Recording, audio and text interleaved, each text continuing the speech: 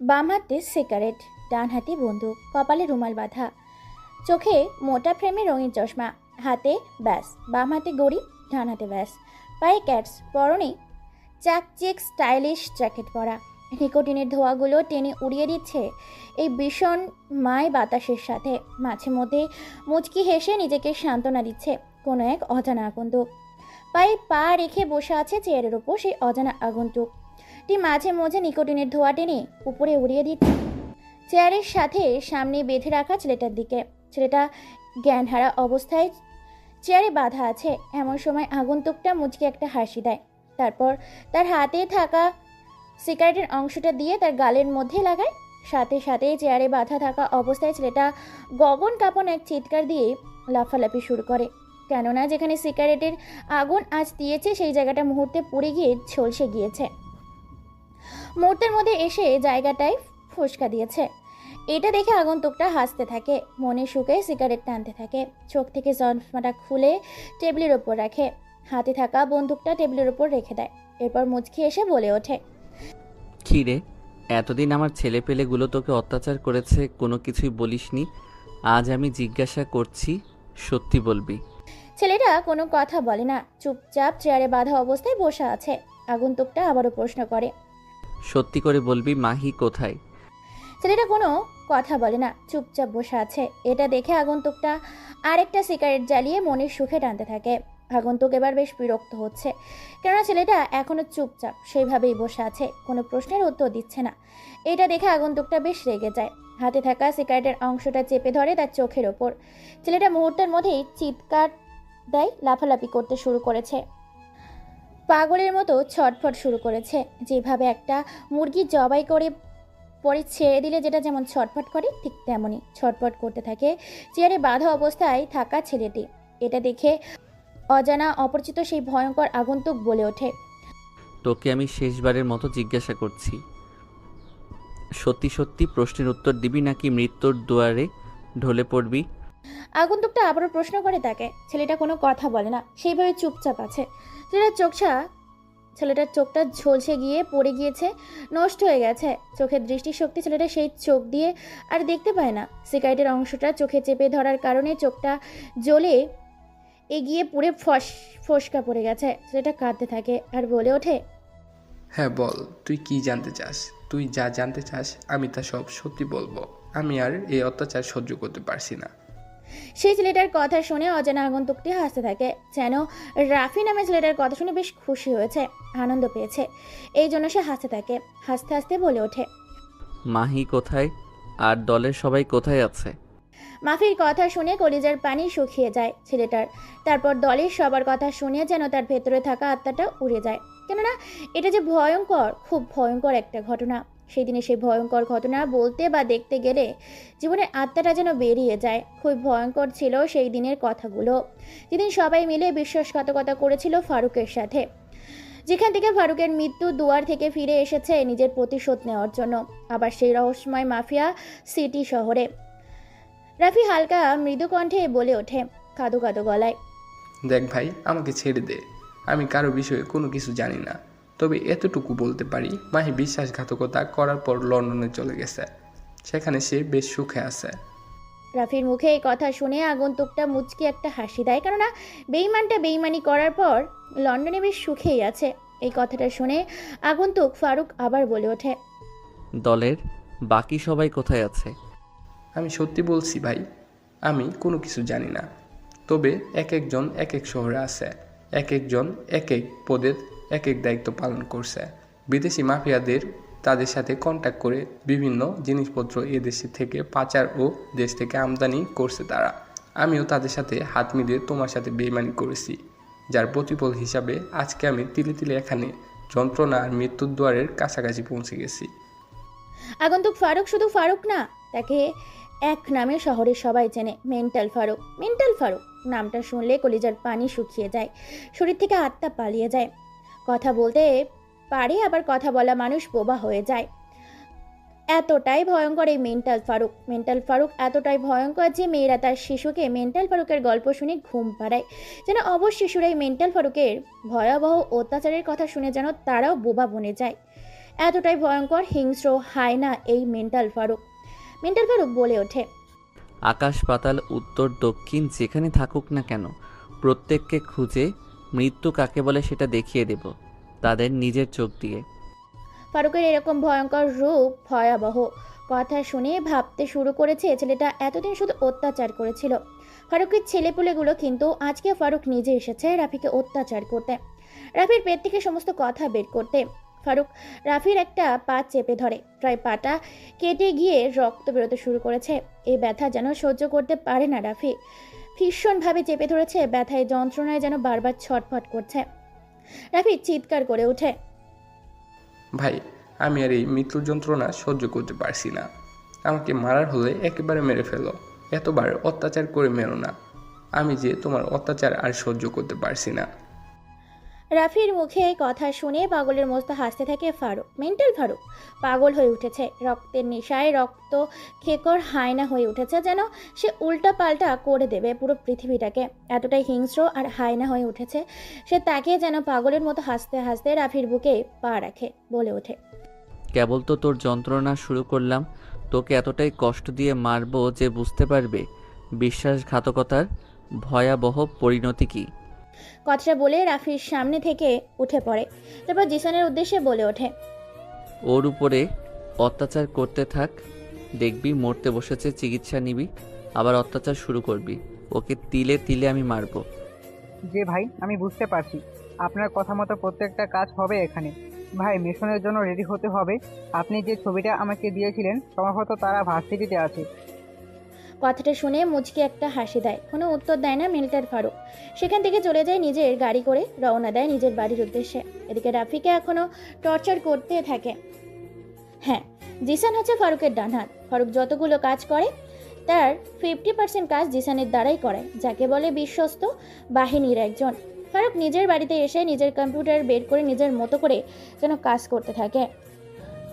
অন্যদিকে রাফিকে চেয়ারে বেঁধে রেখে ইলেকট্রিক্যাল শক দিতে থাকে। বেল্টের বাড়ি লোহার চিরুনি দিয়ে আঘাত করা, ক্ষত বিক্ষত করে ফেলে শরীরটাকে আঘাত করতে থাকে। গল্পটা আজকের অসাধারণ হতে চলেছে, খুবই ভয়ঙ্কর একটা গল্প, যেটা তোমরা চেয়েছিলে কমেন্ট করে। গল্পটা রাফিয়ান সিটির মাফিয়া শহরের মাফিয়াদের জীবনে নিয়ে। ফারুক নিজের ল্যাপটপে নিজের মতো করে কাজ করতে থাকে। এক পর্যায়ে ফারুক জিসানকে ফোন দেয় আর বলে ওঠে, জিসান, তোকে যে ছবিটা পাঠিয়েছি সেটা আমাদের দলের সবাইকে দিয়ে দেই, কথায় আছে, খোঁজ নিতে বল। জি ভাই, ঠিক আছে, কাজ হয়ে যাবে, আপনি কোনো টেনশন করবেন না। আমি অলরেডি খোঁজ খবর লাগিয়ে দিয়েছি, সম্ভবত ভার্সিটিতে আছে। আমি ভার্সিটির নামটা আপনাকে পাঠিয়ে দিচ্ছি। তারপর জিসান ফারুকের হোয়াটসঅ্যাপে ভার্সিটির নাম লিখে পাঠায়। ফারুক ভার্সিটির নামটা পড়ে দেখে বাংলাদেশের বিশ্ববিদ্যালয়, রাজশাহী বিভাগের নামটা পড়ে মুচকে একটা হাসি দেয়। ফারুক তারপর কি যেন ভেবে ঘুমিয়ে যায়। অন্যদিকে সবে রাত 9টা বাজে। কফি শপের ফোনে শেষ বেঞ্চের টেবিলে নম্বর 8, সেখানে বসে আছে দুজন ব্যক্তি, একজন মেয়ে, উভয়জন ছেলে। দুজন কি যেন কথোপকথন নিয়ে ব্যস্ত হয়ে আছে। ওয়েটার এসে তাদেরকে খাবার সার্ভ করে যায়। তারপর সেই দুজন খেতে থাকে। খাওয়া দাওয়ার এক পর্যায়ে লোকটি বলে ওঠে, কি ব্যাপার ময়না, তোমাকে এতবার কল করছি, তুমি ফোন ধরোনি কেন? আসলে স্যার খেয়াল করিনি, কাজে ব্যস্ত ছিলাম, তাই হয়তো কখন কল করেছেন সেদিকে খেয়াল করিনি, তাই তো ফোনটা রিসিভ করতে পারিনি। তবে এখন আপনি বলতে পারেন। তোমাকে খোঁজ খবর নিতে বলেছিলাম, ছদ্মবেশে গোয়েন্দা হয়ে তোমাকে মেন্টাল ফারুকের সম্বন্ধে খোঁজ খবর নিতে বলেছিলাম। গত 1 বছর হতে চললো তাকে বেইমানি করে তার দলের মানুষগুলো মেরে ফেলেছিল। সে আজও বেঁচে আছে কি না তোমাকে এই বিষয়ে তদন্ত করতে বলেছিলাম। জি স্যার, তদন্ত চলছে। চারদিকে আমি আমার ফোর্স লাগিয়ে দিয়েছি, গোপনে সবাই খোঁজ খবর নিচ্ছে, খবর পেলে আপনাকে জানানো হবে। এছাড়া আমি তো নিজে খোঁজ খবর করছি। যে ভার্সিটি থেকে বেইমানি করে থাকে তার সঙ্গীগুলো মেরে ফেলেছিল, সেখান থেকেই আমি ছদ্মবেশে খোঁজ খবর নেওয়ার চেষ্টা করছি। হাতে তেমন বেশি সময় নেই, দ্রুত খোঁজ খবর নাও। সে আদৌ বেঁচে আছে নাকি মরে গেছে, কেন তাকে মেরে ফেলেছে তাদের দলের সঙ্গীগুলো। এই কথা শুনে মেয়েটি হেসে ফেলে। মেয়েটার হাসি দেখে বেশ খানিকটা অবাক হয় অফিসার আকরাম আলী। অফিসার আকবর আলী কোনো কিছু বলে ওঠার আগে মেয়েটা আবার বলে ওঠে, স্যার নিশ্চয়ই কোনো তার দলের স্বার্থ ছিল বলেই তার দলের লোকগুলো তার সাথে বেইমানি করেছে। আমি একটা ম্যাগাজিনে পড়েছিলাম মেন্টাল ফারুক খুব ভালো একটা মানুষ ছিলেন। তিনি দেশের হয়ে কাজ করতেন, দেশের অপরাধ দমনে কাজ। যেখানে বাংলাদেশ বাহিনীগুলো করার কথা ছিল, সেখানে মেন্টাল ফারুক নিজের জীবন দিয়ে বাংলাদেশের অপরাধ দমনে কাজে নিজেকে উৎসর্গ করেছিলেন। আমি একটা ম্যাগাজিনে পড়েছিলাম এই মেন্টাল ফারুক খুব ভয়ঙ্কর একটা মানুষ। তার কথার অবাধ্য হলে সে নাকি প্রাণে বলে মেরে ফেলে। আমি জানি যে মেন্টাল ফারুক মানুষটা ভালো, কিন্তু তিনি আইন নিজের হাতে তুলে নিয়েছিলেন। আমি খোঁজখবর নিতে বলেছি তাকে কেন হত্যা করা হয়েছিল, এর পেছনে আসল রহস্যটা কী? অফিসার আকবরের কথা শুনে মুচকি এসে ফেলে গোয়েন্দা বিভাগের সিনিয়র অফিসার নুসরাত জাহান ময়না। ময়না বলে ওঠে, স্যার, ছদ্মবেশে ভার্সিটিতে আমরা খোঁজ খবর করছি, পেলেই আপনাকে সব কিছু জানানো হবে। তবে আমার মনে হয় না যে বেঁচে আছে এখনও মেন্টাল ফারুক। কেননা সে যদি বেঁচে থাকতো অবশ্যই সে তার খুনের, তার প্রতি অন্যায় হওয়ার প্রতিশোধ সে নিত।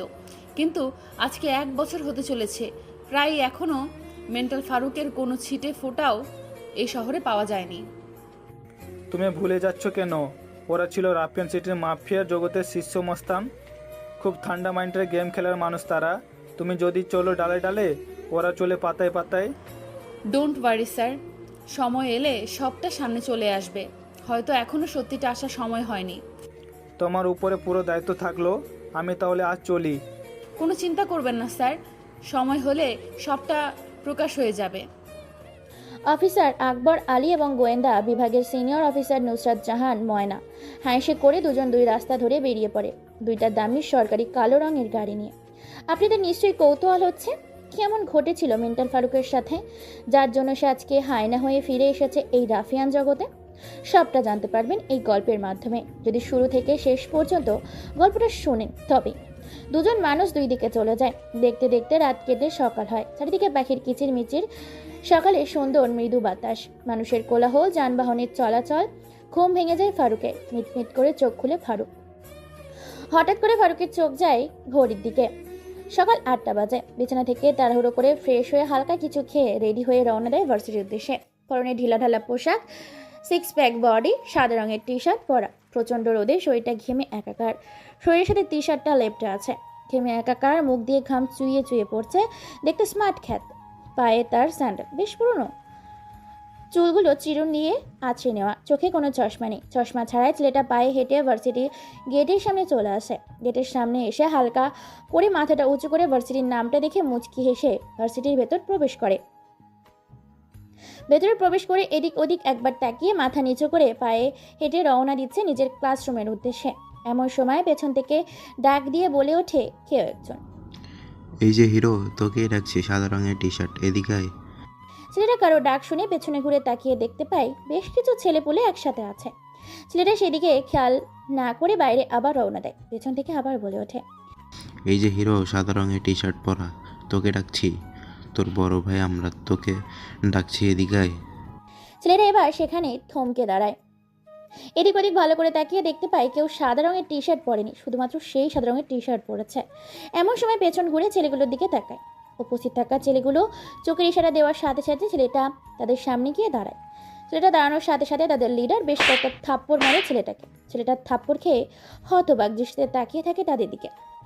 ছেলেকে এভাবে তাকিয়ে থাকতে দেখে ছেলেগুলোর লিডার আবার বলে ওঠে, কিরে, তোকে এতক্ষণ ধরে ডাকছি, আমাদের কথাগুলো কি তোর কানে যায় না? ছেলেটার থাপ্পড় খেয়ে ভ্যাবাচাকা খেয়ে যায়। ভার্সিটির এদিক ওদিক তাকিয়ে দেখতে পায় পুরো ভার্সিটি তাদের দিকেই তাকিয়ে আছে। ছেলেটা কোনো কিছু না ভেবে মুচকে একটা হাসি দেয়। তারপর ছেলেগুলো লিডারের প্রশ্নের উত্তর দিয়ে বলে ওঠে, জি ভাইয়া, বলেন কি বলবেন। ছেলেটার মুখে এরকম কথা শুনে উপস্থিত থাকা সবাই হেসে ওঠে। ছেলেগুলোর লিডার ছেলেটির শার্টের কলার ঠিক করে দিয়ে বলে ওঠে, এই ভার্সিটিতে নিশ্চয়ই তুই নতুন এসেছিস, তাই না? কোন ডিপার্টমেন্ট? ছেলেগুলোর কথা শুনে মুচকে একটা হাসি দেয় ফারুক। হ্যাঁ, এটার কেউ না, মেন্টাল ফারুক। ছদ্মবেশে কলেজের ভেতর এসেছে নিজের প্রতি হওয়া অন্যায়ের প্রতিশোধ নিতে। কেননা সব রহস্যই কলেজেই লুকিয়ে আছে, যেটাকে খুঁজে বের করে এক এক করে প্রতিশোধ নিতে হবে। বেঈমানদেরকে খুঁজে খুঁজে বেঈমানির বিশ্বাসঘাতকতা করার ভয়ঙ্কর পরিমাণ কি হতে পারে সেটা বুঝিয়ে দিতে হবে। যার জন্য ছদ্মবেশে ফারুক আজকে রাজশাহী বিভাগের বিশ্ববিদ্যালয়ে উপস্থিত হয়েছে ছদ্মবেশে। ফারুক মুচকে এসে বলে ওঠে, জি ভাই, ইংলিশ ডিপার্টমেন্ট অনার্স 2য় বর্ষের ছাত্র। আজকে আমার মুড ভালো নেই, তাই তোকে ছেড়ে দিলাম, না হলে অবশ্যই র্যাগিং করতাম। আমাদের যেখানে সেখানে দেখলে অবশ্যই সালাম করবি। ঠিক আছে ভাই। এই বলে ফারুক সেখান থেকে চলে যায়, কোনো কথা বলে না। ফারুক নিজের অপমানে ভাবতে থাকে। ভাবতে ভাবতে হেঁটে ক্লাসরুমের ভেতর প্রবেশ করছিল, এমন সময় কোনো কিছুর সাথে ধাক্কা খেয়ে নরম কোনো বস্তুর উপর পড়ে যায় ফারুক। ফারুক বুঝতে পারে না হঠাৎ করে কিসের সাথে ধাক্কা খেয়ে পড়ে যায় নরম কোনো জিনিসের উপর। বেশ কিছু সময় এইভাবে নীরবতায় কেটে যায়। হঠাৎ করে কেউ একজন ফারুককে তাড়াহুড়ো করে ধাক্কা দিয়ে উঠে দাঁড়ায়। ফারুক এখনও নিচে পড়ে আছে। এবার ফারুকের শার্টের কলার ধরে তুলে দাঁড় করে কেউ একজন। ফারুকের তাকানোর আগেই পরপর বেশ কয়েকটা থাপ্পড় পড়ে তার গালে। আর মেইলি কণ্ঠে কেউ একজন বলে ওঠে, বেটা খচ্চর লুচু কোথাকার, সুন্দরী মেয়ে দেখলেই ধাক্কা দিতে ইচ্ছা করে, তোর আজকে ধাক্কা দেওয়া বের করছি। এই বলে ফারুককে মেয়েটা ধাক্কা দিতে থাকে। ফারুক ধাক্কা খেয়ে বারবার পড়ে যাচ্ছে। ফারুক কোনো কিছু বলতে পারে না, কেননা ফারুকের কোনো কিছু বলার সুযোগটাই দিচ্ছে না। মেয়েটা বারবার ফারুককে ধাক্কা দিচ্ছে। এইভাবে ধাক্কা দিতে দিতে ফারুককে ক্লাসের ভেতর নিয়ে যায়, যেখানে শুধু মেয়েগুলো ফারুকের চারিদিকে তাকিয়ে দেখতে পায় পুরো ক্লাসরুম মেয়ে দিয়ে পরিপূর্ণ। ফারুক খানিকটা ভয় পেয়ে যায়। মেয়েটা এবার বলে ওঠে, বেটা গাইয়া খ্যাত কোথাকার, তুই কি চোখে দেখতে পারিস না জলজান্ত একটা মানুষকে ধাক্কা দিয়ে ফেলে দিলি? তোর জন্য কতটা ব্যথা পাইলাম বলতো।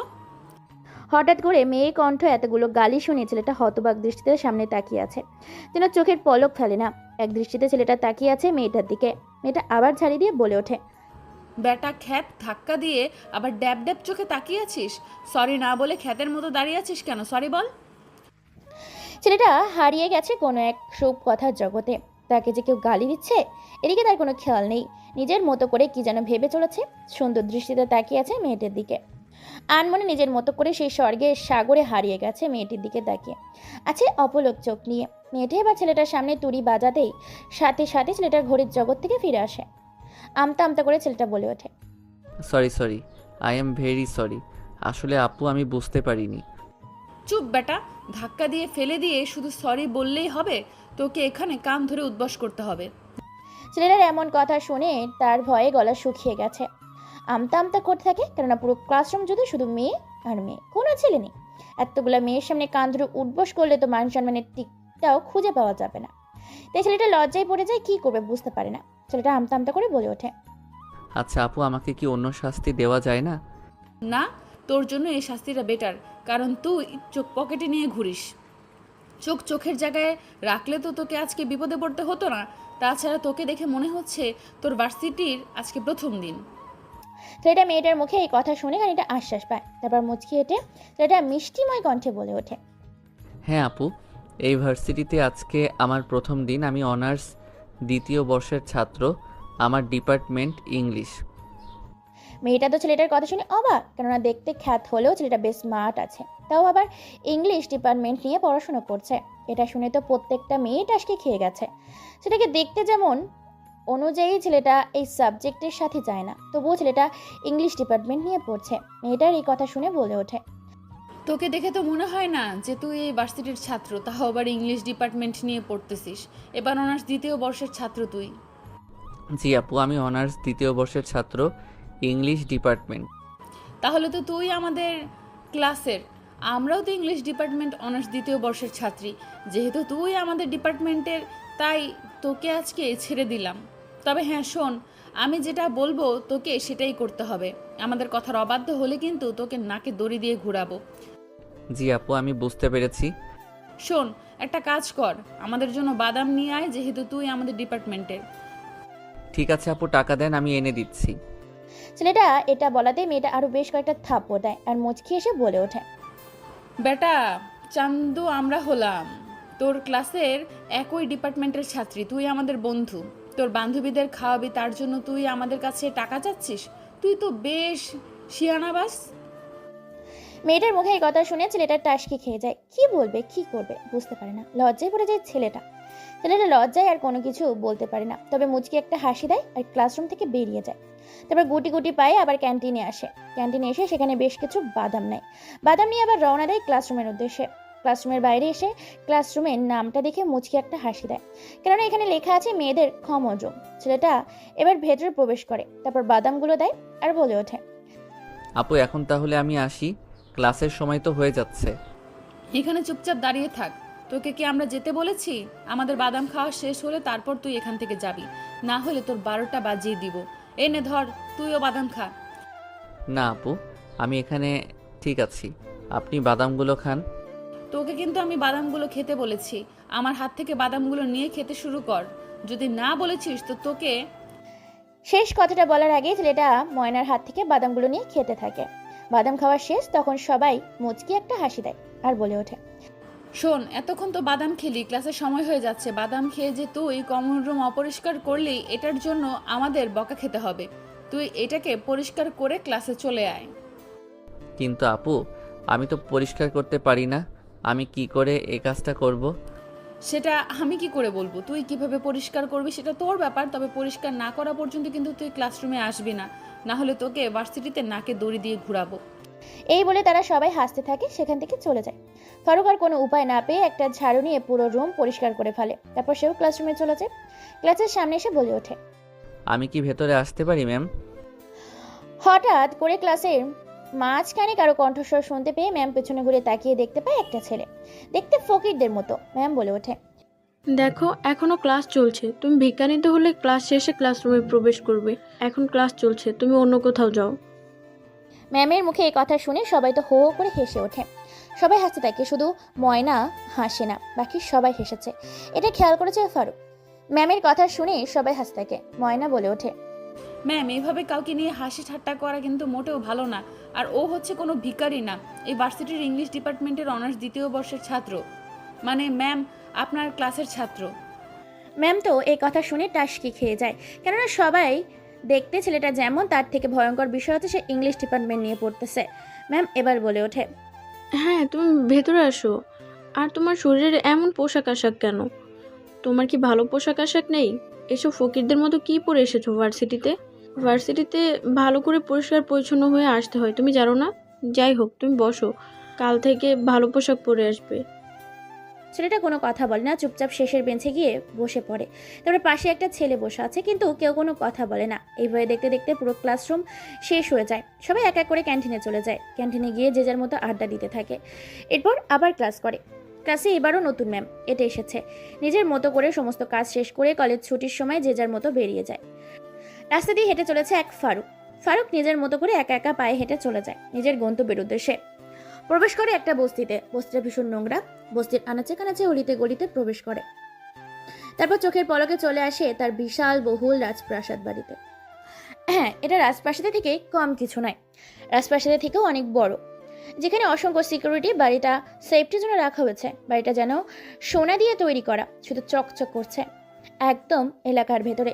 কেউ জানে না যে এলাকার ভেতরে এত সুন্দর একটা বাড়ি আছে। সবাই জানে এই নোংরা বস্তিটা নোংরা জায়গায়, এখানে কোনো বাড়ি নেই, কিন্তু বস্তির ভেতরে মাঝখানে বিশাল রকমের একটা বাড়ি আছে, এটা কেউ জানে না। সেই বাড়িতে প্রবেশ করে ফারুককে দেখে সবাই চমকে যায়। কেউ কোনো কথা বলতে পারে না। ফারুক নিজের রুমে প্রবেশ করে হালকা ফ্রেশ হয়ে নাস্তা করে নেয়। এরপর আবার নিজের কম্পিউটার নিয়ে বসে পড়ে। কম্পিউটারে কি যেন কাজ করতে থাকে নিজের মতো করে, কোনো দিকে তার খেয়াল নেই। কাজ করতে থাকে নিজের মতো করে। বেশ কয়েকটা পিক আর কিছু সিসিটিভি ফুটেজ একত্রিত করে কি যেন তৈরি করে। এমন সময় হঠাৎ করে পকেটে থাকা ফোনটা বেজে ওঠে। পকেট থেকে ফোনটা বের করে দেখতে পায় ফোন করেছে জিসান। তাই আর দেরি না করে ফোনটা রিসিভ করে। ফোন রিসিভ করার সাথে সাথে জিসান বলে ওঠে, ভাই, আপনার কথা মতো রাফিকে অনেক অত্যাচার করেছি, কিন্তু এখনো কোনো সত্য কথা বলেনি। এই কথা শুনে ফারুক একটা মুচকি হাসি দেয়, যে হাসিতে লেগে আছে ভয়ঙ্কর কিছু অজানা কথা, যে কথাগুলো কেউ জানে না, সবার অজানা। ফারুক বলে ওঠে, সব কিছু রেডি করতে বলো, আমি আজকে যাচ্ছি চিরদিনের জন্য ওকে বিদায় দিতে। ওকে ভাই, ঠিক আছে, কাজ হয়ে যাবে, কোনো সমস্যা নেই। এই বলে কলটা কেটে দেয় ফারুক। এরপর ফারুক নিজে কি যেন ল্যাপটপে কাজ করতে থাকে। এদিকে জিসান রাফিকে এলো পাথরি মারতে থাকে, কিন্তু রাফি মুখ খুলছে না। অন্যদিকে আবার ছদ্মবেশে বেরিয়েছে খোঁজ খবর নিতে। 1 বছর আগে বা 1 বছরের কাছাকাছি কি এমন ঘটেছিল রাফিয়ান সিটি রাজ্যের মাফিয়া জগতের ক্যাপ্টেন ফারুকের সাথে, যার কারণে তাকে নিজের দলের মানুষের পরিকল্পনা করে মেরে ফেলেছে। সেটা খোঁজখবর নিতে বেরিয়েছে ছদ্মবেশে, বিভিন্ন জন বিভিন্ন রূপে। ময়না বেরিয়েছে ছদ্মবেশে, এই ক্লাব থেকে ও ক্লাব ঘুরে বেড়াচ্ছে, কিন্তু কোনো সূত্রই খুঁজে পায় না সে। এদিকে ফারুক রেডি হয়ে বেরিয়ে পড়ে। বড় বড় 3-3টে গাড়ি ফারুকের সাথে বেরিয়ে যায়। ফারুক গাড়ির ভেতরে কাজ করতে থাকে, যেন তার 1 মিনিট 1000 টাকার সমান। ফারুক তার তলের ছেলেগুলোকে নিয়ে আসে গোডাউনে। তারপর ফারুকের গাড়ি জানালা খুলে দেয়। ফারুক গাড়ি থেকে বের হয়। গাড়ি থেকে বের হওয়ার সাথে সাথে একটা ছেলে ফারুকের সিগারেট জ্বালিয়ে দেয়। ব্ল্যাক কালারের সিগারেটটা ফারুক মনের সুখে টানতে থাকে। ভেতরে প্রবেশ করে ফারুককে দেখে জিসান সরে যায়। তারপর ফারুকের পেছনে একটা চেয়ার এনে দেয়। ফারুক পায়ের উপর পা রেখে চেয়ারে বসে পড়ে। তারপর ফারুক মুচকি এসে বলে ওঠে, দেখ, তোকে শেষ সুযোগ দিচ্ছি। মৃত্যুর আগে সব সত্যি কথা বলে যা। তুই একা কেন মরবি? তুই তো একা আমার সাথে বেইমানি করিসনি, ওরা সবাই মিলে করছে। শুধু তুই একা কেন মরবি? মরতে হলে তাদেরকেও তোর সাথে মরতে হবে। তাই তোর উচিত আমাকে শেষবারের মতো সত্যি কথাগুলো বলে দেওয়া। এ কথা শুনে ভাবতে থাকে রাফি মনে মনে ভাবতে থাকে, সত্যি তো, আমি তো একা বেইমানি করিনি, ওরাও বেইমানি করেছে। আমি তো এতদিন ধরে এখানে এত অত্যাচার, এত যন্ত্রণা সহ্য করছি শুধুমাত্র তাদের জন্য। তাহলে তারা কেন শাস্তি পাবে না? ফারুক ভাই তো ঠিকই বলেছে, আমি মরলে তাদেরকেও মরতে হবে। আমি সব সত্যি বলে দেব। ভাবতে থাকে রাফি নিজের মতো করে। ফারুক মুচকি হেসে দেয়, কারণ রাফি চোখ ঘিরে নিয়েছে। রাফি বলে ওঠে, ভাই, আসলে রাফসান ভার্সিটিতে যাতায়াত করে, কেননা সে ভার্সিটির ডন ভিপি আর রুদ্র ভার্সিটির সভাপতি। তাদের দুজনকে তুমি সেখানে পাবে। সুমনকে পাবে হীরের ব্যবসায়ী, কারণ সে হীরের ব্যবসা করে। তোমার সাথে বেইমানি করার পর চৌধুরী সাহেব তাকে হীরের ব্যবসার দায়িত্ব দিয়েছে। মাহি বিদেশে গিয়ে সেটেল হয়ে গেছে, লন্ডনের মাটিতে তার রাজত্ব চলে। আর রাকিব শহরে যতগুলো অপরাধ করে সবগুলোর অপরাধীর লিড রাকিব দেয়। এর থেকে বেশি কিছু আমি জানতাম না।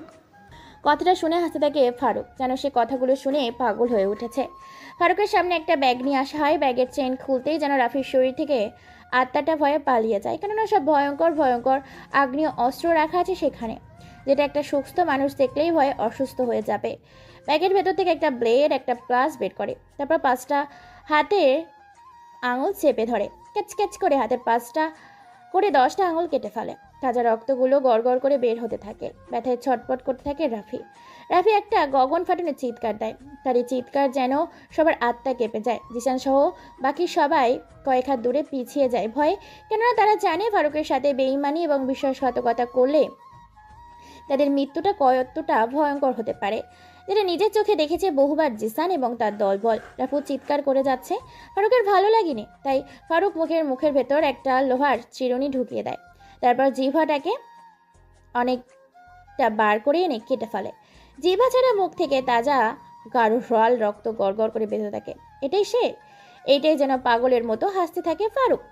একটা সিগারেট জ্বালিয়ে কয়েকটা টান দেয়। চোখের ওপর সিগারেটে চেপে ধরে মুহূর্তের মধ্যেই চোখটা নষ্ট হয়ে যায়। ছটপট করতে থাকে। ব্যথায় রাফি চিৎকার করছে, কিন্তু তার চিৎকার বের হয় না, কেননা তার মুখের ভেতরে থাকা জিহ্বাটা কেটে ফেলেছে ফারুক মুচকি এসে বলে ওঠে, আমার সাথে বেইমানির ভয়াবহ পরিণতি কি হতে পারে দেখেছিস তো? রাফি নামের ছেলেটা চোখ থেকে নোনা পানি গড়িয়ে পড়ে রক্তের সাথে। এরপর ফারুক কয়টা গরম লোহার শিক এনে তার কানের ভেতর ঢুকিয়ে দেয়। এরপর ওপর করে দেয়। তারপর পুরো মাথাটাকে থামিয়ে দেয়। এরপর আরও কয়েকটা লোহার শিক মাথার মধ্যে হাতুড়ি দিয়ে ঢুকিয়ে দেয়। গরম লোহার শিকগুলো মাথার ঢোকার সাথে সাথে মাথার ব্রেন মগজগুলো বের হয়ে যায়। মৃত্যুর দুয়ারে ঢলে পড়ে রাফি, যেন মৃত্যু তার নিশ্চিত। এরপর ফারুক একটা হাতুড়ি নিয়ে এলো পাথারি পেটাতে থাকে তার মাথার ওপর। মাথাটা ফেটে 4 চির হয়ে যায়। পুরো মাথাটা থেতলে দেয় ফারুক। এরপর ফারুক একটা ড্রিল মেশিন নিয়ে রাশিয়ান সিটির রাজা ক্যাপ্টেন মেন্টাল ফারুক নামে একটা শিনমোহর এঁকে দেয় তার শরীরের বিভিন্ন জায়গায়, আর বলে ওঠে, লাশটাকে ফেলে দিয়ে আসবে ভার্সিটির মাঠে। কালকে যেন এই লাশের অবস্থা দেখে সকলের আত্মা কেঁপে ওঠে। জি ভাই, কাজ হয়ে যাবে। নেক্সট টার্গেট কাকে বানাবেন? রাফসান আর রুদ্রকে তুলে আনার ব্যবস্থা কর। ওকে ভাই, ঠিক আছে, কাজ হয়ে যাবে। তারপর ফারুক বেরিয়ে পড়ে নিজের বাড়ির উদ্দেশ্যে। এদিকে রাতের আধারে গোয়েন্দা হয়ে পাগলের মতো ছদ্মবেশে এদিক ওদিক ঘুরে বেড়াচ্ছে ময়না, সাথে তার পুরো টিম। ময়না পাগলের বেশে একটা নাইট ক্লাবের সামনে বসে আছে ছেলেদের ছদ্মবেশে। এমন সময় পকেটে থাকা ফোনটা বেজে ওঠে। এদিক ওদিক তাকিয়ে ময়না পকেট থেকে ফোনটা বের করে স্ক্রিনে তাকিয়ে দেখতে পায় কল করেছে তার জুনিয়র অফিসার রিমি। ফোনটা রিসিভ করে রিমি ফোনের ওপাশ থেকে বলে ওঠে, হ্যালো ম্যাম, আপনি কোথায় আছেন? আমি পুরো খোঁজ খবর নিয়েছি, বিভিন্ন সিসিটিভি চেক করেছি, কোথাও কোনো খোঁজ পাইনি। তবে আমার মনে হয় এখনও বেঁচে আছে মেন্টাল ফারুক। তোর এটা মনে হচ্ছে কেন যে মেন্টাল ফারুক এখনো বেঁচে আছে? বেঁচে থাকার রহস্যটা কি তুমি আমাকে খুলে বলো। কেননা ওদের দলে ছিল বেশ কয়েকজন, তার মধ্যে মাহি নামের একটা মেয়ে ছিল, সাথে রাফসান, রাফি, রৌদ্র, রাকিব, সুজন এ কয়েকজন ছিল তাদের দলের, এবং ডানহাত ছিল এরা সবাই মেন্টাল ফারুকের। যা বলবে দ্রুত ক্লিয়ার করে বলো। আমি এদের সবাইকে চিনি এবং সবার পিক আমার কাছে আছে। আমি সবার নাম জানি। এরা সবাই ছিল ওর ডান হাত। যত মিশনে গিয়েছে মেন্টাল ফারুক ততবার এই কয়জনকে নিয়ে গেছে তার সাথে। প্রত্যেকটা মিশনে কিন্তু হঠাৎ কি এমন হলো যে কারণে তার এই দলের লোকজনগুলো তার সাথে বেইমানি করলো। আমি এটা খুঁজে বের করার চেষ্টা করছি। তুমি যদি কোনো কিছু জেনে থাকো দ্রুত বলো। ম্যাম, এদের মধ্যে থেকে রাফিকে খুঁজে পাওয়া যাচ্ছে না গত 1 মাস ধরে। মাহি লন্ডনের মাটিতে আছে, বাকিগুলোর খবর জানি না, তবে রাফসান, রুদ্র ভার্সিটিতে যাতায়াত আছে। তার মানে তুমি বলতে চাইছো যে মেন্টাল ফারুক এখনো বেঁচে আছে, আর সে গোপনে নিজের আত্মপ্রকাশ না করে গোপনে সবার চোখের আড়ালে থেকে নিজের প্রতি হওয়া বেইমানি এবং অন্যায়ের প্রতিশোধ নিচ্ছে। রাফিকে তুলে নিয়ে গিয়েছে মেন্টাল ফারুক। জি ম্যাম, মেন্টাল ফারুক রাফিকে তুলে নিয়ে গেছে, আমি 100% শিওর। আমার তো এখন এটাও মনে হচ্ছে যে কিছু দিনের মধ্যে আত্মপ্রকাশ করবেন মেন্টাল ফারুক। আইসি, তুমি সুন্দর একটা তদন্ত করেছো, আমি খুব খুশি হয়েছি। আমি স্যারকে সব কিছু জানিয়ে দিচ্ছি। তুমি আরো তদন্ত করো, যে করেই হোক এর আসল রহস্য খুঁজে বের করতে হবে। কি এমন রহস্য ছিল যে নিজের সঙ্গীরা মেরে ফেললো মেন্টাল ফারুককে? ওকে ম্যাম, ঠিক আছে। এই বলে রিমি কল কেটে দেয়। অন্যদিকে নাইট ক্লাবের বাইরে বসে আছে এখনো পাগলের বেশে, ছদ্মবেশে বহুরূপী হয়ে নুসরাত জাহান ময়না। এক এক করে নাইট ক্লাব থেকে বের হচ্ছে সবাই। সেখানেই চোখ যায় সুমনের দিকে। হালকা করে পকেট থেকে ফোনটা বের করে কয়েকটা ছবি দেখে ছবিগুলোতে সুমনের ছবি আর সামনে যাওয়া মানুষের ছবি মিলে যায়। শিওর হয়ে যায় এটাই সুমন। সুমনকে নাইট ক্লাব থেকে দেখে মুচকি একটা হাসি দেয় ময়না। মনে মনে বলে ওঠে, তার মানে তারা শহর ছেড়ে এখনো পালায়নি। শুধু মাহি শহরের বাইরে গিয়ে নিজের রাজত্ব করছে, বাকি সবাই শহরের ভেতরেই আছে। কিন্তু বেশি দিন বাইরে থাকতে পারবে না, সবাইকে জেলের ভাত খাইয়ে ছাড়বো আমি। তারপর হেলতে দুলতে কাগজপত্র রাস্তা থেকে কুড়িয়ে পাগলের মতো করে হেলতে দুলতে রাস্তার সাইড ধরে এগিয়ে চলেছে নুসরাত জাহান ময়না নিজের গন্তব্যের উদ্দেশ্যে। সবার চোখের আড়ালে চলে আসে নিজের বাসস্থানে। তারপর পাগলের বেশ খুলে ফ্রেশ হয়ে খাওয়া দাওয়া করে ঘুমিয়ে যায়। পরের দিন সকাল 8টা বাজে। চারিদিকে হৈ হৈ পড়ে গেছে। টিভি স্ক্রিনে খবরের কাগজে সাংবাদিকের বলা কথাগুলোতে শুধু একটাই খবর দেখাচ্ছে, আজকে সেই ভয়াবহ জমজমাট খবর, যেখানে স্পষ্ট ভিডিও সহ দেখানো হচ্ছে সাংবাদিকের বলা কথাগুলোকে। কেউ বা কারা নৃশংসভাবে হত্যা করে গেছে কোনো একজনকে। সাংবাদিক টিভি স্ক্রিনে বলে ওঠে, আমি আছি আপনাদের সঙ্গে নুসরাত জাহান ফাতেমা। সকাল 8টার খবরে আপনাদের স্বাগতম রাজশাহী বিশ্ববিদ্যালয়ে। বিশ্ববিদ্যালয়ের মাঠে কেউ বা কারা নৃশংসভাবে হত্যা করে নির্মম অত্যাচার করে ফেলে গেছে একটা নিথর দেহ। দেহটার আকৃতি এবং তাকে যে অত্যাচার করা হয়েছে তাতে হিংস্র কোনো মানুষ অথবা কোনো পশু, কেননা খুব ভয়ঙ্কর অত্যাচার করে মারা হয়েছে ছেলেটাকে। ভার্সিটির মাঠে অন্ধকারে কেউ এসে ফেলে গেছে ছেলেটার লাশকে। তাহলে ভিডিওটা দেখে আসি। ভিডিওটা দেখাতে থাকে কি করে অত্যাচার করা হয়েছে। তাকে পুলিশ এসেছে, র্যাব এসেছে, সিআইডি এসেছে, আকাশে উড়ানো হয়েছে বেশ কয়েকটা ড্রোন।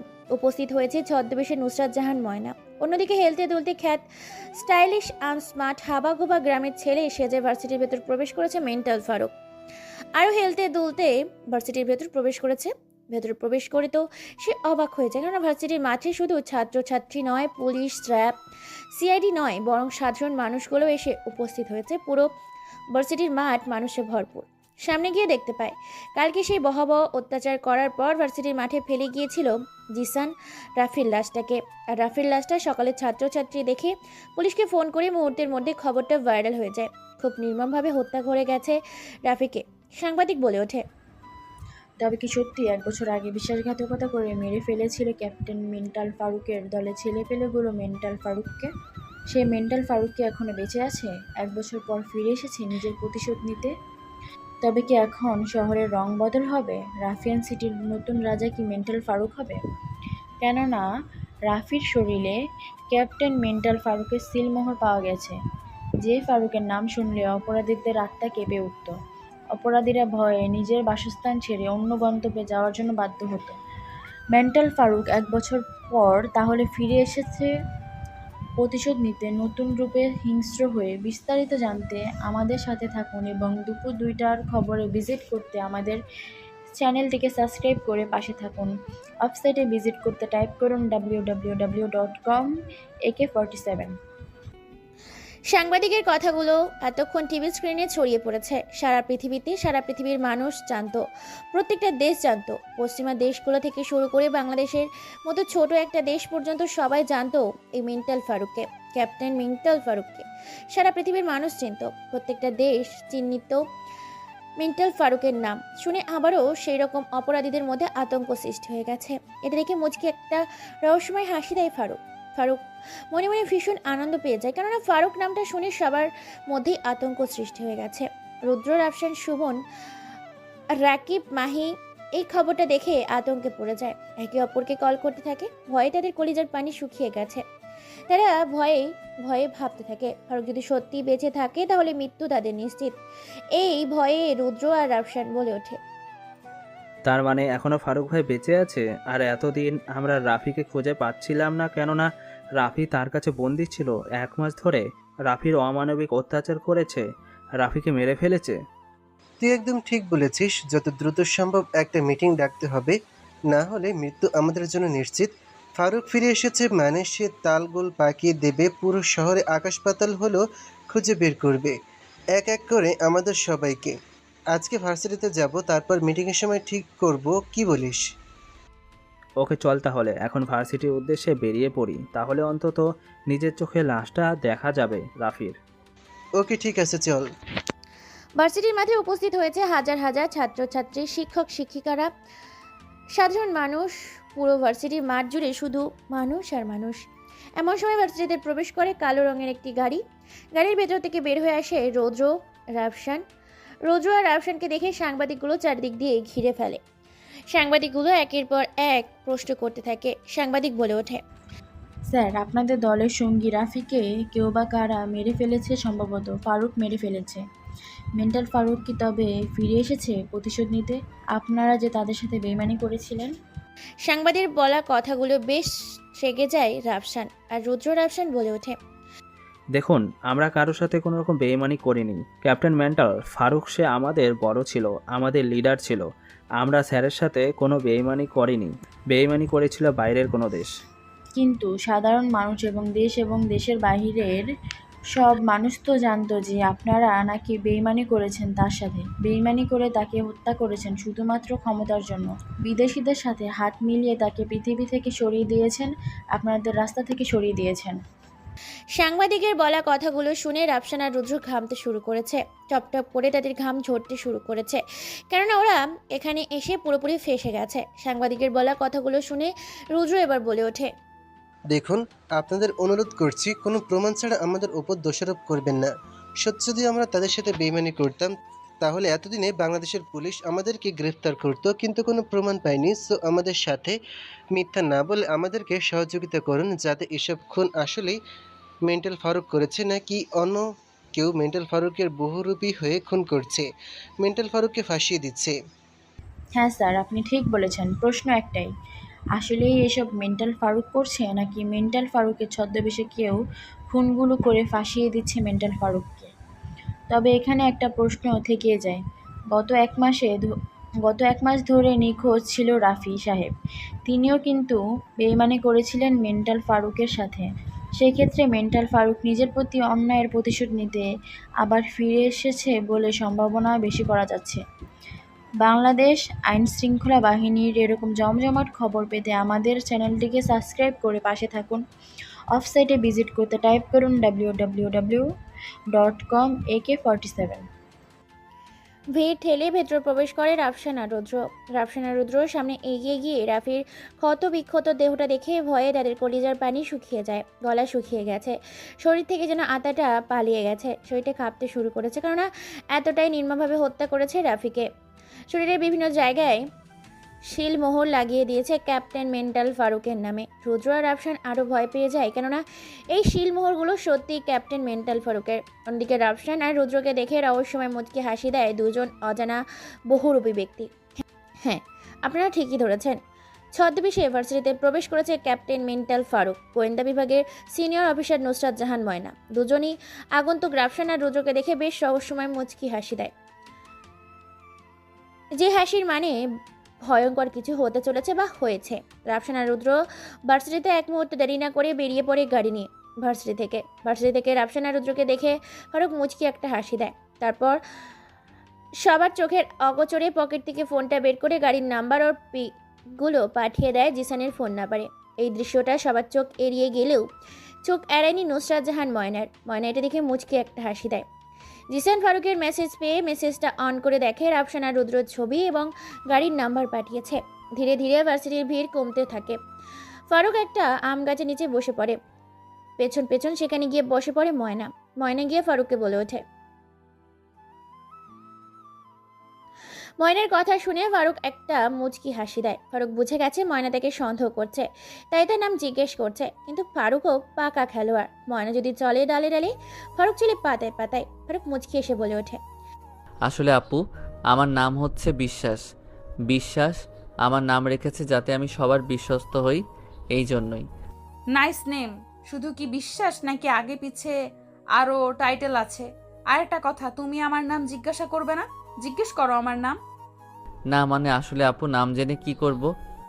তুমি আগে আমার নামটা জিজ্ঞেস করো, তারপরে বলছি যে তুমি নামটা জেনে কি করবে। মানে ঠিক আছে আপু, আপনার নামটা যেন কি? গুড। আমার নাম হচ্ছে নুসরাত জাহান ময়না। সবাই আমাকে ময়না বলেই চেনে। বাবা ব্যবসায়ী, মা গৃহিণী। আমি ভার্সিটিতে লেখাপড়া করছি। আর তোমার পরিচয় দাও। আসলে আপু, আমার তেমন পরিচয় নেই। আমরা মধ্যবিত্ত ফ্যামিলি থেকে উঠে আসা কিছু পরিবারের ছেলে। আমাদের তেমন পরিচয় থাকে, কৃষিকাজ করে মা গৃহিণী, আমরা কৃষকের সন্তান, দিন কেটে দিনে খাই, তাই আমাদের পরিচয় থাকে না। এই কথা শুনে ময়না বেশ মুচকি একটা হাসি দেয়। সে হাসিতে লেগে আছে রহস্যময় কিছু কথা। ময়না মুচকি এসে বলে ওঠে, এইটুকুই শুধু তোমার পরিচয়? আমার তো মনে হয় এর বাইরেও তোমার একটা পরিচয় আছে। কেন জানি না আমার মনে হচ্ছে তোমাকে দেখতে যেমন লাগে তুমি আসলে ঠিক তেমন না। এই কথা শুনে কাছে থেকে ফারুকের হেঁচকি উঠে যায়। ফারুক কাঁচতে হঠাৎ করে ফারুকের এমন কাশি দেখে ময়না মুচকি এসে বলে ওঠে, কি হলো মিস্টার বিশ্বাস? আমার কথা শুনে আপনার হেঁচকি উঠে গেল কেন? তাহলে কি আমি যেটা সন্দেহ করছি সেটা? ফারুক এবার মুচকি হেসে ময়নার কথা উড়িয়ে দেয়। কথা ঘোরানোর চেষ্টা করে ফারুক মুচকি এসে বলে ওঠে, এখন আপনি আমাকে কি সন্দেহ করছেন সেটা একান্ত আপনার ব্যক্তিগত ব্যাপার। আমার নাম বিশ্বাস, আমি যেমন বিশ্বস্ত তেমনি আমার নামটা হচ্ছে বিশ্বাস। সব ঠিক আছে, একটা কথা জিজ্ঞাসা করব। হ্যাঁ করেন।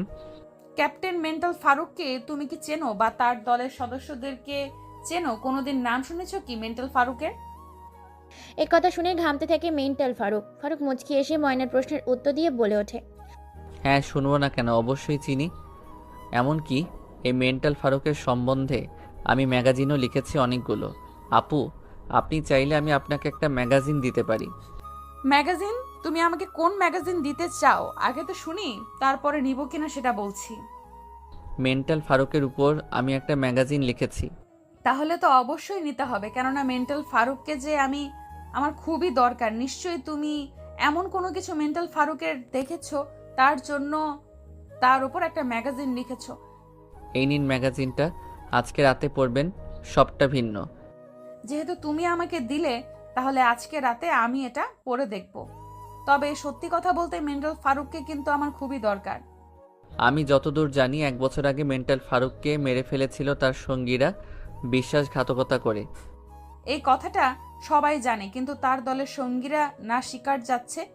কোনো প্রমাণ নেই যে তাদেরকে পুলিশ গ্রেফতার করবে। আর তুমি কি আমাকে চেনো? আসলে আমি কে তুমি কি জানো আমার সম্বন্ধে? ময়নার মুখে এই কথাটা শুনে খানিকটা ঘাবড়ে যায় ফারুক বুঝতে পারে না আসলে ময়নাকে। ফারুক এবার বলে ওঠে, হ্যাঁ আসলে আমি বুঝতে পারলাম না যে আসলে আপনি কে। কাউকে বলো না, আমি এখানে ছদ্মবেশে এসেছি মেন্টাল ফারুকের সম্বন্ধে জানতে। কেন তাকে তার জীবনসঙ্গীগুলো মেরে ফেলেছিল এই সম্বন্ধে আমি এখানে জানতে এসেছি। আমি সিনিয়র গোয়েন্দা বিভাগের সিনিয়র অফিসার নুসরাত জাহান ময়না। কথাটা শুনে বেশ খানিকটা অবাক হয়ে যায় ফারুক। ফারুক অবাকের চরম পর্যায়ে পৌঁছে যায়। সে বুঝতে পারেনি যে এটা আসলে ছদ্মবেশে ময়না এখানে এসেছে। ফারুক জানতো শুধুমাত্র সেই এখানে ছদ্মবেশে এসেছে।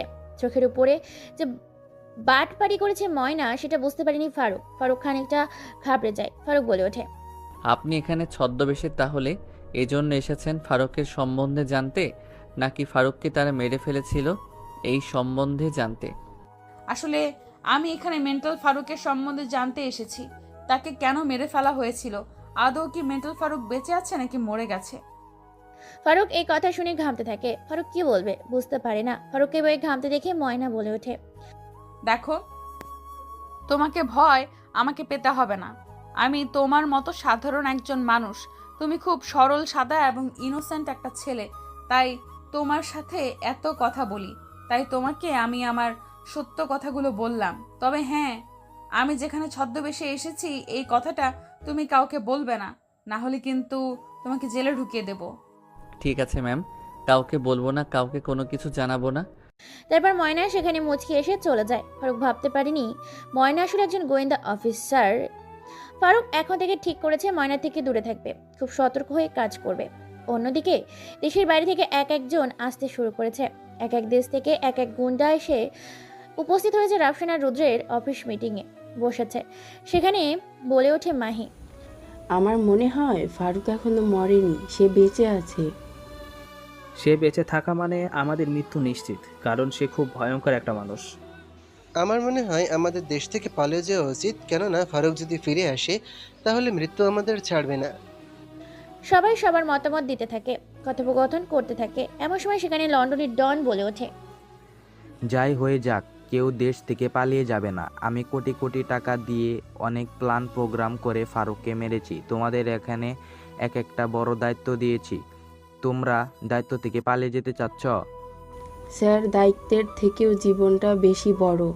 আমি তার সাথে ছলনা করেছি, তাকে প্রেমের ফাঁদে ফেলে তার সাথে বেইমানি করেছি। সে যদি সত্যিই ফিরে আসে তাহলে সে বেইমানি করার জন্য খুব নৃশংসভাবে আমাদেরকে হত্যা করবে। সে সব কিছু ভুলে যেতে পারে, সব কিছু ছেড়ে দিতে পারে, সবাইকে ক্ষমা করে দিতে পারে, কিন্তু বেঈমানের বিশ্বাসঘাতকতা করাকারীকে কখনো সে ছেড়ে দেয় না। তার সাথে বিশ্বাসঘাতকতা বা বেইমানি করা মানে মৃত্যু খুব ভয়ঙ্কর। এই মেন্টাল ফারুক, আমরা ক্যাপ্টেনের সাথে অন্যায় করেছি। তাদের কথোপকথন শুনে বিভিন্ন দেশের বিভিন্ন ডন বলে ওঠে। এক এক দেশ থেকে এক একজন মাফি এসেছে, তাদের মধ্যে থেকে মিটিং করতে থাকে। কথোপকথন চলতে থাকে সবার মাঝে। শুধু একটাই ভয়, সে ভয়টা শুধু ফারুককে নিয়ে। কেননা ফারুক খুব ভয়ঙ্কর একজন ব্যক্তি। তাকে দেশ এবং দেশের বাইরের প্রত্যেকটা মানুষ চেনে। মাফিয়া জগতের মাফিয়া, সিটির রাফিয়ান জগতের রাফিয়ান, সিটির রাজা, ডন বা কিলার ছিল সে। তার কথার চুল পরিমাণ কেউ কথা বলতে পারতো না। সবাই সবার ভয়ে হাঁপাকাঁপি শুরু করেছে। সবাই আতঙ্কে আছে, ভীষণ টেনশন আছে। কে কি করবে বুঝতে পারে না। এদিকে ছদ্মবেশে খুঁজতে বের হয়েছে ময়না সেই পুরনো ঘটনাটাকে। সত্যি ফারুক আজও বেঁচে আছে নাকি ফারুক মরে গেছে, সেই খোঁজে আজ রাতে বেরিয়েছে ময়না। এদিকে হায়না বেশে আগন্তুক রূপে বের হয়েছে ফারুক। সবাই ভয়ে কাঁপতে থাকে। সবাই এরকম অবস্থা দেখে লন্ডনের ডন বলে ওঠে, দেখো, যাই হয়ে যাক, আগে দেখতে হবে সত্যি যদি ফারুক বেঁচে থাকে তাহলে তাকে প্রাণে মেরে ফেলতে হবে। প্রথমবার মৃত্যুর দুয়ার থেকে ফিরে আসলো, দ্বিতীয়বার সে বাঁচবে না আমার হাত থেকে। তাই ভয় না পেয়ে ওকে খোঁজার চেষ্টা করো। তোমাদের লোকজন লাগিয়ে দাও কোথায় ফারুক আছে, ফারুক আদৌ বেঁচে আছে কিনা খোঁজ খবর নাও। যদি সে বেঁচে থাকে তাহলে সে কোথায় আছে? ভার্সিটিতে খোঁজ খবর করতে হবে।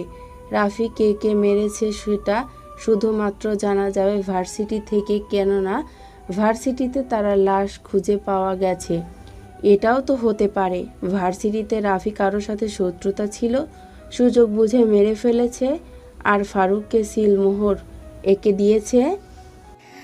মাহির কথা শুনে সবাই ভাবতে থাকে, কিন্তু মাহির কথাটা পুরোপুরি ভুল। কেননা রাফির শরীরে যে ফারুক নামে সিলমোহরগুলো পাওয়া গিয়েছে সেগুলো শুধুমাত্র একজন দিতে পারে, আর সেটা হচ্ছে মেন্টাল ফারুক। তাই ভীষণ চিন্তা এবং ভয় আছে রুদ্র আর রাফসানের। এইভাবে তারা কথোপকথন করে। রাফসান বলে ওঠে, আমার মনে হয় ফারুক ভাই এখনো বেঁচে আছে। সে মনে নেই 1 বছর পর সে প্রতিশোধ নেওয়ার জন্য ফিরে এসেছে, সবাইকে ছেড়ে দিল। মাহি, তোমাকে সে ছাড়বে না। প্রায় 1 মাস হয়ে গেছে রাফিকে তুলে নিয়ে যাওয়া। আমরা কালকে ওর ডেড বডি পেয়েছি। আমার তো এখন ভয় করছে, যদি সত্যি ফারুক বেঁচে থাকে তাহলে তো নিশ্চিত রাফি আমাদের সম্পর্কে সবকিছু বলে দিয়েছে আর আমরা কেউ প্রাণে বাঁচবো না। আমি, রাফসান, রাকিব, সুমন, মাহি, বস আপনাকেও মেরে ফেলবে সে, কারণ আমরা তাকে চিনি। খুব হিংস্র এবং ভয়ঙ্কর একজন মানুষ। মানুষ বললে ভুল বলা হয় না। রুদ্র আর রাফসান কথা শুনে সবার কলিজার পানি শুকিয়ে গেছে। আতঙ্কে আছে সবাই, ভয়ে কারো মুখ দিয়ে কোনো কথা বের হয় না। তারপর তারা এইভাবে কথোপকথন একে অপরের শেষ করে বেরিয়ে পড়ে তারা নিজেদের গন্তব্যের উদ্দেশ্যে। মাহি আর লন্ডনের ডন চলে যায় তাদের দেশে। এক এক করে দেশ থেকে আসা এক এক মাফিয়া কিং চলে যায় তাদের নিজেদের দেশে। রাফসান রুদ্র ঠিক করেছে কালকে তারা ভার্সিটি গিয়ে ভালো করে খোঁজ খবর করবে, তদন্ত করবে আসলে সত্য বেঁচে আছে কিনা ফারুক। তাই তারা এখনকার মতো শুয়ে পড়ে। রাত 1টা বাজে। চারিদিকটা নিঝুম হয়ে গেছে, অন্ধকার হয়ে গেছে, একদম শুনশান, কোনো মানুষের ছিটে ফোটা নেই। অন্ধকার রাত 2টা বাজে। এমন সময় বেশ কয়েকটা গাড়ি আসে রাফসান রুদ্রের বাড়ির সামনে। চারিদিক দিয়ে বাড়িটা ঘিরে ফেলে। মেইন দরজার কাছে এসে কলিং বেল বাজাতে থাকে রুদ্র, আর রাফসান ঘুমাচ্ছে। হঠাৎ করে কলিং বেলের আওয়াজ শুনে চমকে ওঠে তারা। ভয়ে কোনো কথা বলতে পারে না, কারণ এখন রাত 2টা বাজে। এখন তাদের বাড়িতে আসবে, ভয় পেয়ে গেছে। তারা ভয় পেয়ে কী করবে বুঝতে পারে না। এদিকে এক এক পর এক কলিং বেল বাজতে থাকে জিসান। দরজা খোলার কোনো নামগন্ধ নেই। তারা ভয়ে ভয়ে সিসিটিভি ফুটেজের কাছে যায়। তারপর ল্যাপটপ ওপেন করে দেখতে পায় সত্যি তাদের সামনে মেন্টাল ফারুক দরজার বাইরে দাঁড়িয়ে আছে। রাফসান আর রুদ্র এতে দেখে ভয়ে তাদের গলা শুকিয়ে গেছে, কি করবে বুঝতে পারে না। অবশেষে পকেট থেকে ফোন বের করে রাফসান কল করে মাহিকে আর বলে ওঠে, মাহি, তুই আমাদের বাঁচা। আমাদের বাড়ির দরজার সামনে ফারুক ভাই দাঁড়িয়ে আছে, আমাকে তুই বাঁচা। কথাটা শেষ করার আগেই কোথা থেকে যেন একটা গরম বুলেট এসে বুক ভেদ করে দেয়, দেওয়ালে গেঁথে যায়, ছিটকে গিয়ে পড়ে বেশ খানিকটা দূরে। এটা দেখে ভয়ে গলা শুকিয়ে গেছে। দৌড়ে খাটের নিচে লুকিয়ে পড়ে রুদ্র। ছটপট করতে থাকে রাফসান। সেখানে ভেতরে প্রবেশ করে প্রায় 10 জনের মতো।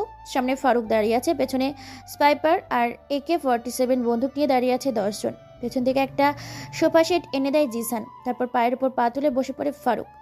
একটা সিগারেট জ্বালিয়ে মনের সুখে টানতে থাকে। রাফসান আর রুদ্র কে রশি দিয়ে বেঁধে ফেলে। ফারুক বলে ওঠে, তোরা কি ভেবেছিলি আমাকে মেরে ফেলে পৃথিবীতে খুব শান্তিতে থাকবি? ভাই, আমাদের ভুল হয়ে গেছে। আমরা বুঝতে পারিনি আমরা অন্যায় করেছি তোমার সাথে বিশ্বাসঘাতকতা করে।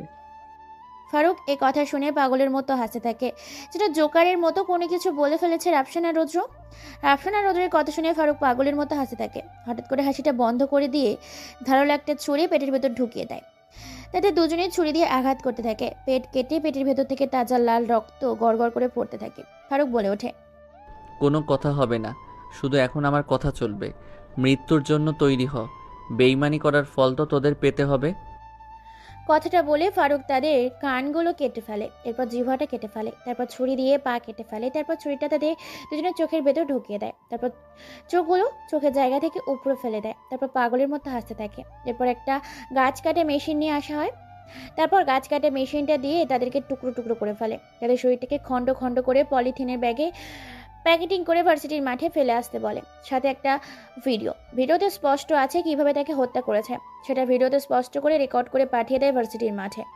তারপর সেখান থেকে ফারুক বেরিয়ে পড়ে নিজের বাড়ির উদ্দেশ্যে। পরের দিন সকালে ভার্সিটির মাঠে আজকেও একই ঘটনা ঘটেছে। হাজার হাজার ছেলে মেয়ে, শিক্ষক শিক্ষিকা, সাধারণ মানুষ ভিড় জমেছে কলেজের মাঠে। সাথে ভিডিওটা ভাইরাল হয়ে যায় মুহূর্তের মধ্যে সোশ্যাল মিডিয়াতে। সাংবাদিক বলে ওঠে, আগে ছিল কল্পনায়, এখন ও এসেছে বাস্তবে।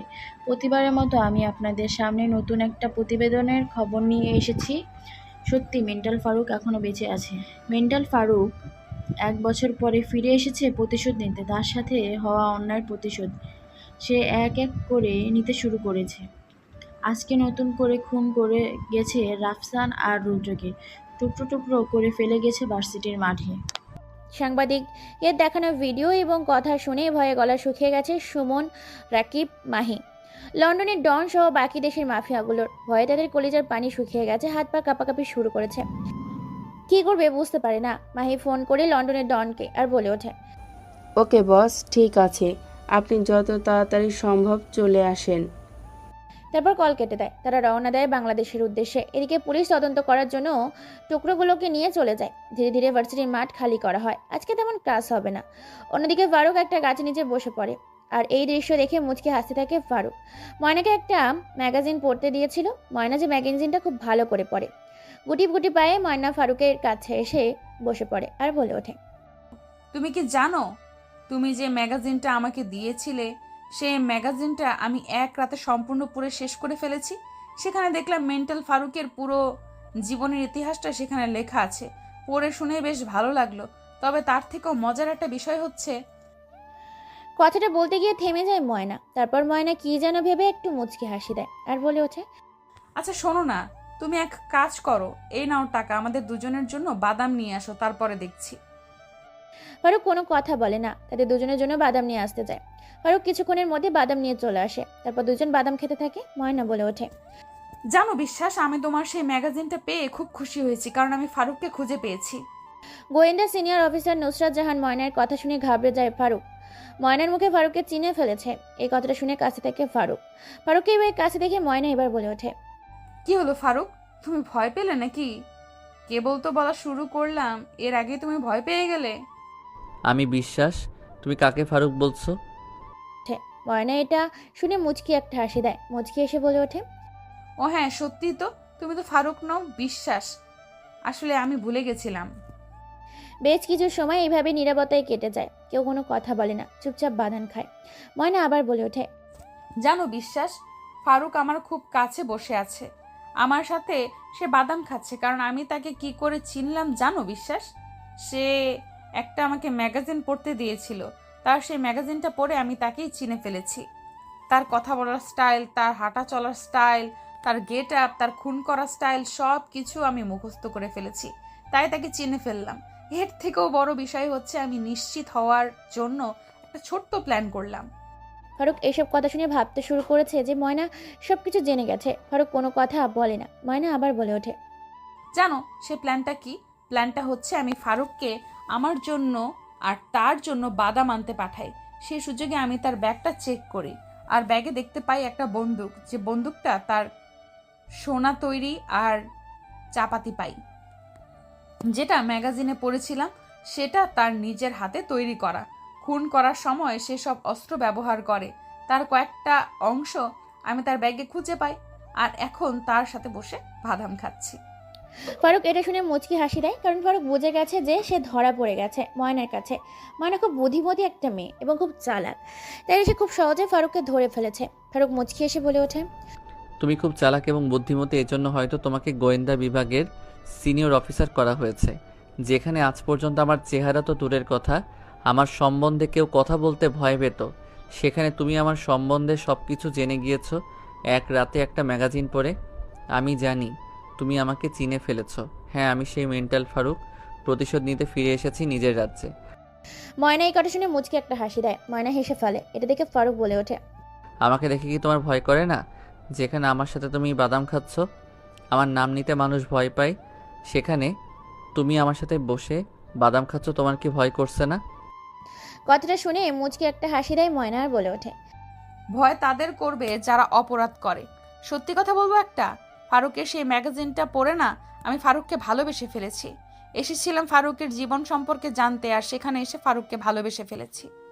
ফারুকের কথা শুনে মুচকি একটা হাসি দেয় আর বলে ওঠে, ফারুকের কোনো হৃদয় নেই যে সে কাউকে ভালোবাসবে। ফারুকের প্রতিশোধ নেওয়া এখনও শেষ হয়নি, তবে আজকে রাতে ফারুক তার শেষ খেলাটা খেলবে। মানে জীবনের শেষ খেলা মানে কি? কাল সকালে তুমি খবর পেয়ে যাবে যে জীবনের শেষ খেলা মানে কি। আমার প্রতি যারা অন্যায় করেছে, আমার সাথে যারা বিশ্বাসঘাতকতা করেছে, আজকে তাদের প্রত্যেকের জীবনের শেষ দিন। মানে তুমি আজ রাতে সবাইকে মেরে ফেলবে? এক রাতে এতজন মানুষকে কি করে মারবে? সময় হলে বুঝতে পারবে। এই বলে ফারুক ভার্সিটি থেকে বেরিয়ে পড়ে। তারপর নিজের রাজ্যে গিয়ে এক এক করে সমস্ত জিনিস তৈরি করতে থাকে ফারুক, কারণ আজকেই ফারুক সবকিছুর বিনাশ ঘটাবে। কারণ ফারুক খবর পেয়ে গেছে বাংলাদেশে আসছে প্রায় কয়েক দেশের মাফিয়া কিলার সাথে লন্ডনের কিং এবং বিশ্বাসঘাতক মাহি, সুমন, রাকিব আর তাদের সাথে বাংলাদেশের মাটিতে রাতের মধ্যে আর আজকে রাতেই শেষ হবে খেলাটা। খেলবে ফারুক তাদের সাথে। অন্যদিকে ময়না ফারুককে ফলো করতে থাকে, কারণ আজকেই শেষ খেলা খেলবে। এ কথা মানে বুঝে বের করতে ফারুককে ফলো করতে থাকে ময়না। ময়না ফলো করতে করতে ফারুকের রাজ্য পর্যন্ত চলে আসে। সেই বাড়ি অবধি পৌঁছে যায়, যেটা কিনা সোনা দিয়ে তৈরি করেছে ফারুক তার বাড়িটাকে। এই বাড়ির সামনে এসে যায় ময়না। ময়না তো এত বড় বাড়ি দেখে অবাক হয়ে যায়। পুরো বাড়িটা যেন সোনা দিয়ে তৈরি করেছে। বাড়িটা অসম্ভব সুন্দর। বাড়ি থেকে দেখতে যেমনটা, তার থেকেও দেখতে ভেতরটা অসম্ভব সুন্দর। দেখতে দেখতেই সন্ধ্যা পেরিয়ে যায়। ধীরে ধীরে মানুষের কোলাহল কমতে শুরু করেছে। ইট পাটকেলের শহরে মানুষের ভিড় কমতে শুরু করেছে। পরপর 10 থেকে 15টা হেলিকপ্টার এসে ভার্সিটির মাঠে ল্যান্ড করে। হেলিকপ্টারগুলোর ভেতর থেকে প্রায় কয়েকশো ছেলেপুলে এবং কয়েকটা দেশের মাফিয়া কিলার নেমে আসে, যাদের সবার হাতে অস্ত্র। এদিকে ফারুক নিজে তৈরি হচ্ছে শত্রুদের বিনাশ ঘটানোর জন্য, বিশ্বাসঘাতকদের শাস্তি দেওয়ার জন্য। কারণ বিশ্বাসঘাতকতা করেছিল ফারুকের সাথে তারা, তাই তো ফারুক প্রতিশোধ নেওয়ার জন্য ছুটে এসেছে তাদের কাছে। ফারুক খবর পেয়েছে ভার্সিটির মাঠে তারা নেমেছে। ফারুক তো প্রায় কয়েক শতাধিক ট্রাক নিয়ে পৌঁছে যায় ভার্সিটির গেটে। গেট ভেঙে ভেতরে ফারুকের এতগুলো ছেলেপুলে দেখে টাসকি খেয়ে যায়। কেননা দেশের মাফিয়া কিলার, কেননা ফারুকের যতগুলো ছেলেপুলে তার থেকে কয়েকশো মাত্র ছেলেপুলে এসেছে তারা। ফারুকের সাথে কখনই তারা পেরে উঠবে না, কেননা কয়েক হাজার ছেলেপুলে এসেছে ফারুক নিজের সাথে, যাদের হাতে স্পাইপার আর AK-47। ডন বলে ওঠে, ফারুক, তুই মৃত্যুর দুয়ার থেকে ফিরে এসেছিস, কিন্তু আজকে তুই প্রাণে মরবি। এই কথা শুনে ফারুক পাগলের মতো হাসতে থাকে। ফারুকের বলে ওঠে, খেলা শুরু হওয়ার আগে মন্তব্য করা ঠিক না। সময় বলে দেবে মাঠের আসল খেলোয়াড় কে। কথাটা শেষ করার আগেই দুই দলে গোলাগুলি শুরু হয়ে যায়। দুই দল গোলাগুলি করতে থাকে। এমন সময় সেখানে ফারুকের হাতে হাত রেখে একজন কারো হাতের স্পর্শ পেয়ে ফারুক সেদিকে তাকায়। ফারুক তাকিয়ে তো অবাক, কেননা তার সঙ্গ দিচ্ছে ময়না। ময়না বলে ওঠে, তোমাকে বলেছিলাম না আমি তোমাকে ভালোবাসি। সবাই তোমার সাথে বিশ্বাসঘাতকতা করলেও আমি তোমার সঙ্গ কখনোই ছাড়বো না সঙ্গী। ফারুক আর কোনো কথা বলতে না দিয়ে ময়না তাদের সাথে লড়াই করতে থাকে। গলাগুলি শুরু হয়ে যায়। ফারুকের ছেলেপেয়ে বেশিরভাগ থাকায় খুব তাড়াতাড়ি মাফিয়া কিলারদের শেষ করতে শুরু করেছে। দুই দলের ছেলেপুলে মরছে। ফারুক তার সোনার তৈরি কুড়ালটা নিয়ে এলো পাত্রে সবাইকে মারতে থাকে। যাকে যেখানে পাচ্ছে তাকে সেখানেই দুনিয়া থেকে সরিয়ে দিচ্ছে। এইভাবে এক এক করে কয়েক দেশের ডনকে মেরে ফেলে। অন্যদিকে ময়না, সে নিজেও ফারুকের সাথে হাতে হাত রেখে মাফিয়া কিলারদের সাথে লড়ে যাচ্ছে। মারামারি উত্তেজনায় ভরপুর, টান টান উত্তেজনা চলছে। মারামারি মারতে মারতে সবাইকে প্রাণে মেরে ফেলেছে। কয়েকজন শুধু আছে যাদেরকে গুলি করে মেরে ফেলেছে ফারুক ও ময়না। এখন শুধু বেঁচে আছে লন্ডনের ডন আর বিশ্বাসঘাতক মাহি, রাকিব আর সুমন। চারিদিক দিয়ে তাদের ঘিরে রেখেছে কয়েক হাজার ছেলেপুলে। ভয়ে তাদের গলা শুকিয়ে গেছে। কি করবে বুঝতে পারে না। ভয়ে তাদের গলা থেকে কোনো আওয়াজও বের হচ্ছে না। ফারুক মুচকি এসে বলে ওঠে,